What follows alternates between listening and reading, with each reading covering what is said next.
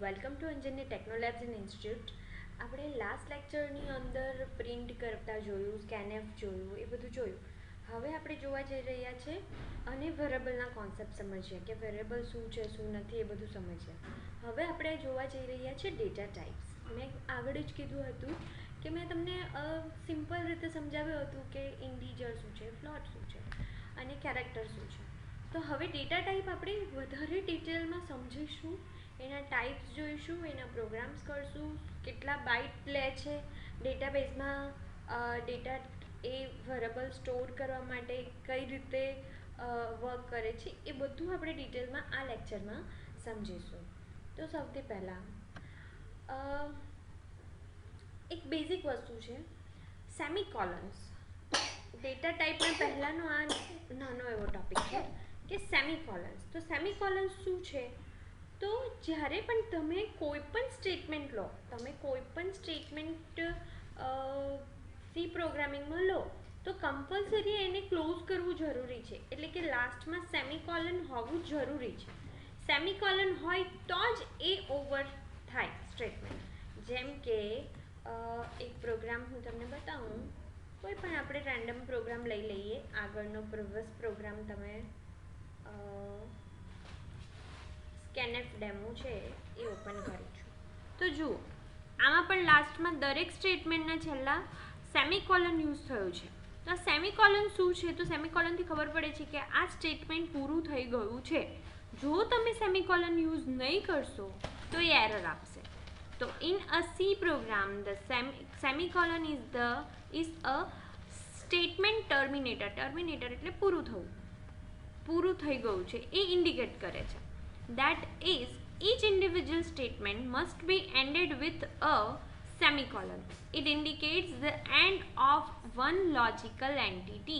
કે આ entity over થઈ ગઈ છે એ સેમિકોલનથી ખબર પડે છે. જો તમે અહીંયાથી સેમિકોલન રિમૂવ કરી દો અને પછી તમે કમ્પાઇલને રન કરો તો શું આપે છે? એરર આપશે. કમ્પાઇલ ટાઈમે જ એરર આપશે. એટલે એની સિન્ટેક્સમાં કમ્પલસરી આ છે જ. હવે આપણે ફરી મૂકી દીધું. સોરી, અહીંયા આ નામનો વેરેબલ નથી. એ લાસ્ટ લેક્ચરમાં જ્યાંથી છોડેલું હતું આપણે ત્યાં જ છે. એટલે તો હવે જો સક્સેસફુલી રન થઈ ગયું. તો બસ એ જ વસ્તુ છે કે સેમિકોલન લખવું બહુ જ જરૂરી છે. કોઈ પણ સ્ટેટમેન્ટમાં, દરેક સ્ટેટમેન્ટમાં સેમિકોલન હોવું જરૂરી છે. પછી વોઇડ મેઇનના પછી સેમિકોલન નહીં આવતું. એટલે જ્યાં મૂકવાનું છે ત્યાં મૂકવાનું છે. અહીંયા નહીં આવે, અહીંયા નહીં આવે, અહીંયા નહીં આવે, પણ અહીંયા તો આવે છે. અહીંયા હેડર ફાઇલ આપણે ડિક્લેર કરીએ તેના પછી પણ સેમિકોલન નથી આવતું. તો આ તમે જેમ જેમ ટાઈપિંગ કરતા જશો પ્રોગ્રામ આગળ તેમ તેમ તમને ટાઈપિંગ પ્રેક્ટિસ થશે, એમ ખબર પડતી જશે કે ક્યાંક સેમિકોલનની જરૂર છે અને ક્યાં નથી. તો આ થયું સેમિકોલન. હવે એના પછી છે કમેન્ટ્સ. કમેન્ટ્સ એટલે શું? બહુ જ સિમ્પલ કોન્સેપ્ટ છે અને દરેક પ્રોગ્રામિંગ લેંગ્વેજની અંદર કમેન્ટ્સ નામનો ટોપિક હોય અને હોય જ છે. જનરલી કોમન સિન્ટેક્સ છે કમેન્ટની આ બંને જ છે, પણ કેટલીક જગ્યાએ અલગ રીતે પણ યુઝ થાય છે. જેમ કે VB.NETમાં, VBની અંદર, HTMLમાં કમેન્ટ અલગ રીતે અપાય છે. તો આપણે આમાં પણ કમેન્ટ, સિંગલ લાઇન કમેન્ટ આપવી હોય. કમેન્ટ એટલે શું? પહેલાં તો એ સમજીએ કે કમેન્ટ એટલે શું, કે અમુક વખત આપણે પ્રોગ્રામિંગ કરતી વખતે એમાં કંઈક થોડાક ઇન્સ્ટ્રક્શન લખવા હોય છે કે હા ભાઈ આ પ્રોગ્રામ આનો છે, આની અંદર આ કોડ મેં આના માટે લખ્યો છે, એવા થોડા ઇન્સ્ટ્રક્શન લખવા હોય છે. તો એ ઇન્સ્ટ્રક્શન આપણે લખી શકીએ છીએ comment through.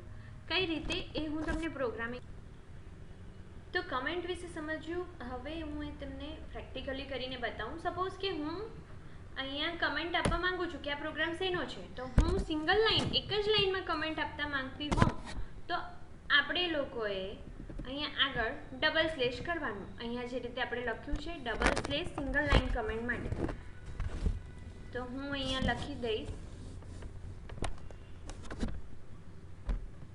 Variable rules demo.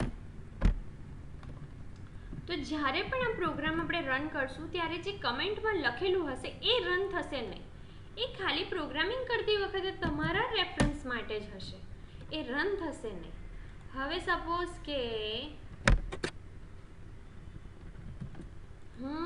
Multi line comment આપું છું. આ કમેન્ટ આપણે મલ્ટિપલ કમેન્ટ ગમે ત્યાં આપી શકીએ છીએ. તો હું અહીંયા કમેન્ટ આપું છું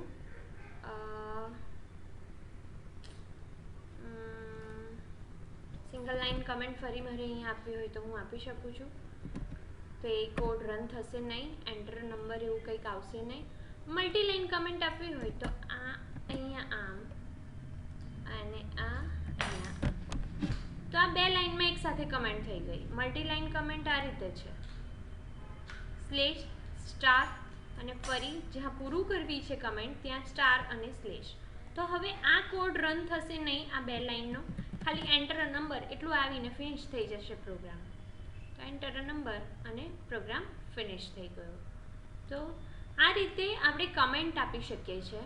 અને બીજું સેમિકોલનનો યુઝ છે એ તમને ખ્યાલ આવ્યો. નેક્સ્ટ વિડીયોમાં આપણે લોકો ડેટા ટાઈપ વિશે આગળ સમજીશું. Till that thank you.